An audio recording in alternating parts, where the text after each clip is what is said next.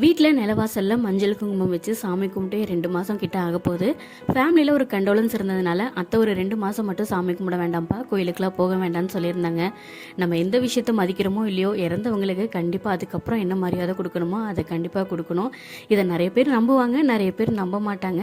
But நாங்கள் வீட்டில் ஃபேமிலியில் பெரியவங்க சொன்னால் கண்டிப்பாக கேட்டுப்போம். நேற்று அந்த 2 மாதம் முடிஞ்சிருச்சு. வீடெல்லாம் க்ளீன் பண்ணிவிட்டு டீப்பாக ஃபுல்லாக க்ளீன் பண்ணிட்டோம்.